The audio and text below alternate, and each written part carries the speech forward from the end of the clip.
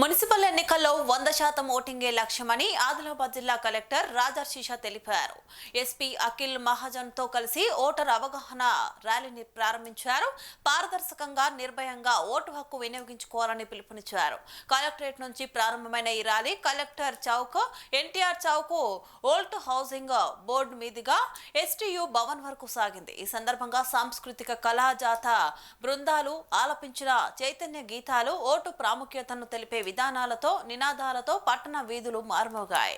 ప్రజాస్వామ్యంలో ఓటు అత్యంత శక్తివంతమైన ఆయుధమని కలెక్టర్ రాజర్షిష పేర్కొన్నారు. పట్టణ అభివృద్ధిలో భాగస్వాములు కావాలంటే ప్రతి ఒక్కరూ తప్పనిసరిగా ఓటు వేయాలన్నారు. ఓటర్లు ఎలాంటి ఆశలు ప్రలోభాలకు లోను కాకుండా పారదర్శకంగా నిర్భయంగా తమ ప్రతినిధులను ఎన్నుకోవాలని సూచించారు.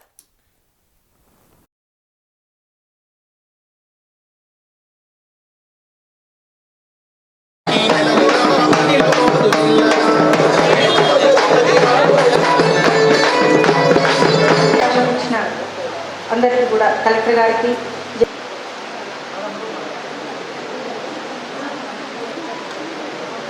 పౌరులమైన మేము ప్రజాస్వామ్యంపై విశ్వాసంతో మన దేశ ఈరోజు మనం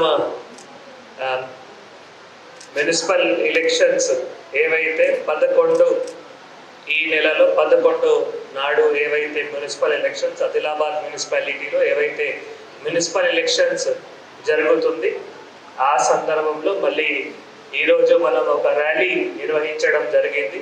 కలెక్టరేట్ నుంచి మళ్ళీ కాలనీలో కూడా తిరిగి మళ్ళీ ఇక్కడ ఎస్టీయూ భవన్లో బిఎల్ఓస్ కానీ బిఎల్ఓ సూపర్వైజర్స్ కానీ రోల్ చాలా కీలకమైన నెక్స్ట్ 10-11 తారీఖు వరకు ఒకటేమో పోల చెట్టి పంచుతున్నాము, అవునా కదా?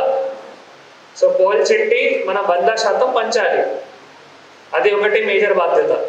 పోల చెట్టి పంచేటప్పుడు వాళ్ళకి చెప్పాలి మీ పోలింగ్ స్టేషన్ ఎక్కడ, పోలింగ్ డేట్ ఏమున్నాయి, 11 తారీఖు పోలింగ్ టైమింగ్ ఏమున్నాయి, 7 గంటల నుంచి 5 గంటలు. మీరు పోలింగ్కి వచ్చేటప్పుడు ఏమేమి తీసుకొని రావాలి, పోల చెట్టి కానీ లేదు ఇక్కడ మీరు చూస్తున్నారు 18 రకాల డాక్యుమెంట్స్ ఉన్నాయి. సో ఏదైనా ఒక డాక్యుమెంట్ పోల చెట్టి తప్పకుండా మళ్ళీ తీసుకొని రావాలి. సో ఇది ఒకటి ప్రతి ఒక్కరూ చెప్పాలి.